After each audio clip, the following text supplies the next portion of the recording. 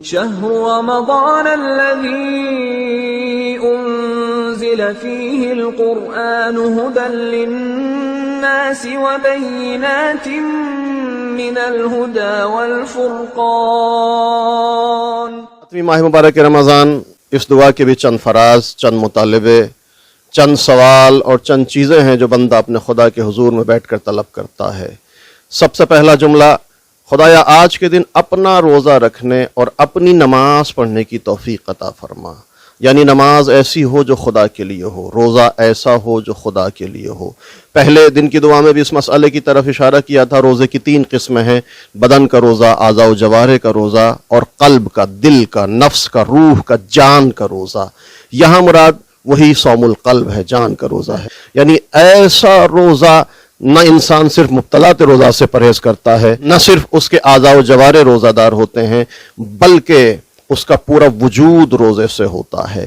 اس کا مرحلہ، اس کا نتیجہ انقطاع اللہ، رضا پروردگار کا حصول ہوتا ہے. اور نماز بھی ایسی نماز جو تیری نماز ہو. نماز کی بھی علماء نے 3 قسمیں بیان کی ہیں. ایک عام نماز ہے جس میں انسان نماز کی جو صحیح ہونے کے شرائط ہیں ان کو انجام دیتا ہے، مبتلات نماز سے پرہیز کرتا ہے. یہ عام نماز ہے. نماز کی ایک دوسری قسم ہے خاص نماز، جس میں انسان نماز کے جو شرائط کمال ہیں ان کی رعایت کرتا ہے، تقوی اور معرفت کے ساتھ نماز ادا کرتا ہے. لیکن ایک نماز اس سے بھی اگلے مرحلے کی نماز ہے جس سے نماز خاص الخاص کہا جاتا ہے.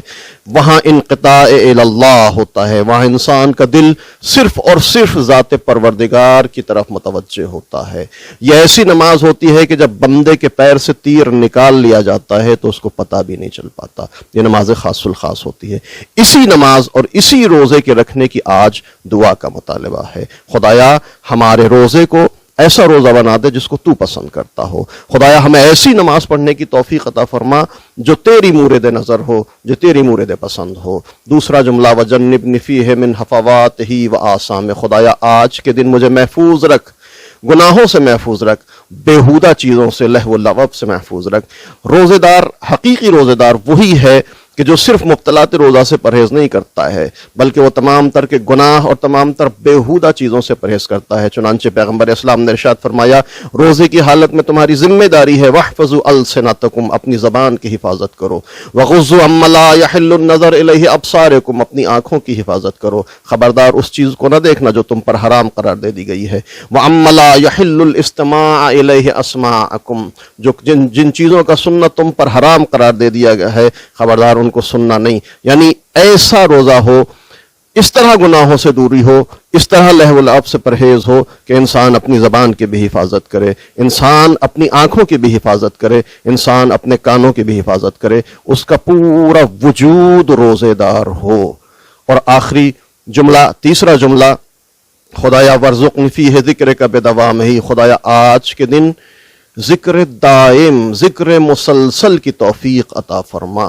انتہائی اہم نعمت ہے. کل کی دعا میں، گزشتہ دعا میں اس کی طرف اشارہ کیا تھا کہ ذکر خدا کی چاشنی، حلاوت اور مٹھاس اللہ کے وہ بندے حاصل کر سکتے ہیں جو گناہوں سے خود کو محفوظ رکھتے ہیں. شیطان کہتا ہے کہ میں 5 کام، جو لوگ 5 کام انجام دیتے ہیں میں ان سے دور رہتا ہوں، میں ان پر اپنا تسلط نہیں جما سکتا. ان میں سے ایک کام ذکر دائم ہے. آج کے دن خدایا توفیق عطا کر کہ ہم تیرا مسلسل ذکر کرتے رہیں.